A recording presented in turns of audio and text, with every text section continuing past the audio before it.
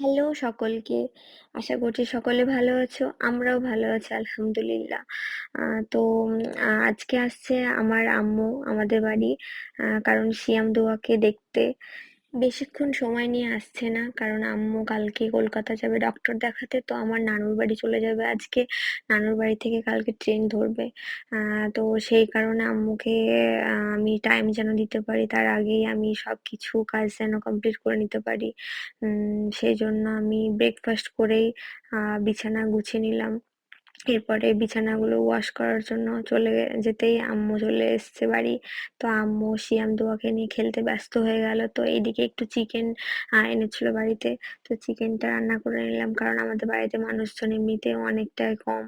আম, আর এইদিকে আমি চিকেনটা বসিয়ে দিলাম। তারপরে ভাবছি যে রান্না হলে একটু আম্মুর সঙ্গে বসতে পারবো, কারণ আম্মু সময় নিয়ে আসেনি হাতে। আম্মু 1 থেকে 1.5 ঘন্টা বসবে, বসে চলে যাবে। তো আমি চেষ্টা করছিলাম যেন আমার রান্নাটা তাড়াতাড়ি আমি কমপ্লিট করতে পারি। তো তার মাঝে ভাবলাম যে একটু চিকেনের সঙ্গে খিচুড়ি পোলাও বানিয়ে নিই। তো খিচুড়ি পোলাও এর জন্য চাল ডাল সব ধুয়ে এইদিকে খিচুড়ি পোলাওটা বসিয়ে দিলাম। এর মাঝে আম্মু আমাকে রান্নাঘরে দেখতে এসছে যে আমি কি করছি। এদিকে আম্মু আমার জন্য বাড়ি থেকে বিফও নিয়ে এসেছিল।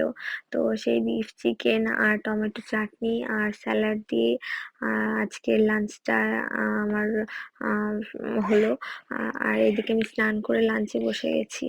তো খিচুড়ি পোলাও খাওয়ার আগে অবশ্যই সবাই গ্যাসের ট্যাবলেট খেতে ভুলো না, কারণ আমার তো গ্যাস হয়, তোমাদের হয় কি আমি জানি না। আর এইদিকে আম্মুকে একটু কফি বানিয়ে দিয়েছিলাম, এরপরে আম্মু বেরিয়ে গেল নানুর বাড়ি।